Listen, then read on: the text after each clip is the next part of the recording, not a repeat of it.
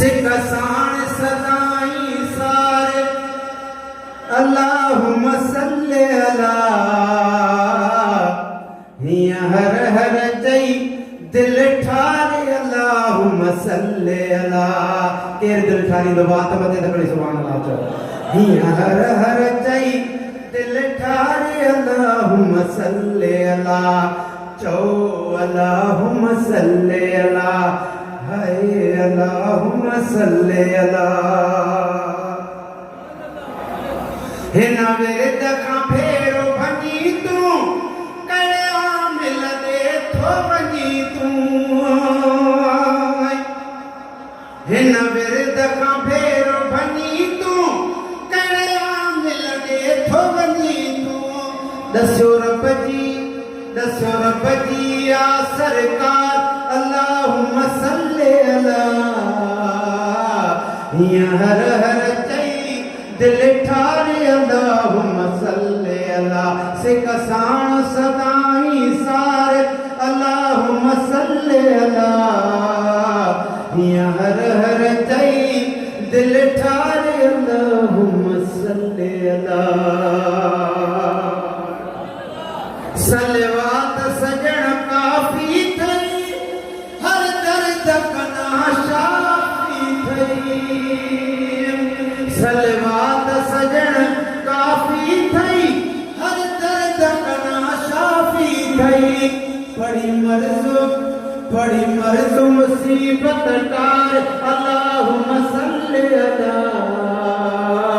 हिया हर हर चई दिल ठारे अल्लाहुम्मा सल्ले अला सिकसान सदाई सार अल्लाहुम्मा सल्ले अला हिया हर हर चई दिल ठारे अल्लाहुम्मा सल्ले अला जे वलीउल्लाह सद जीया कर सोच किथा अद जीया कर सोच किथा अद जीया कयो तन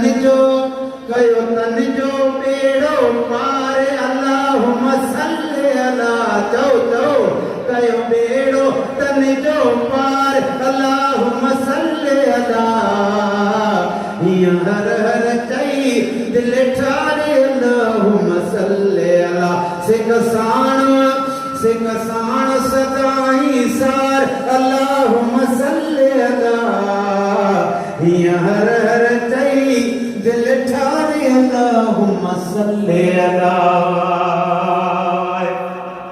बुद्धि सोहणे नबी जो नालो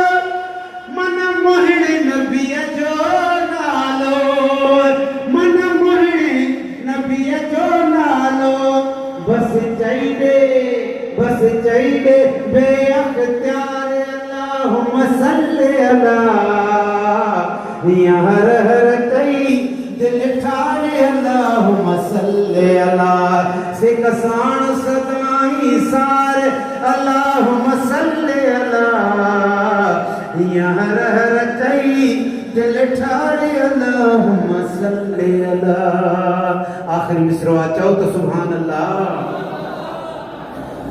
मट जहि जिन माखी मखणा दिल कारी लय साबणवा मट जहि जिन माखी मखणा दिल कारी लय साबणवा दिल कारी लय साबणवा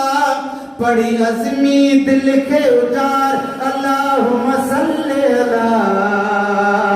हिया हर हर चई दिल ठारे अल्लाहुम्मा सल्ले अला सिकसान सदाई सार अल्लाहुम्मा सल्ले अला हिया हर हर चई हुसैनी दिल ठारे अल्लाहुम्मा सल्ले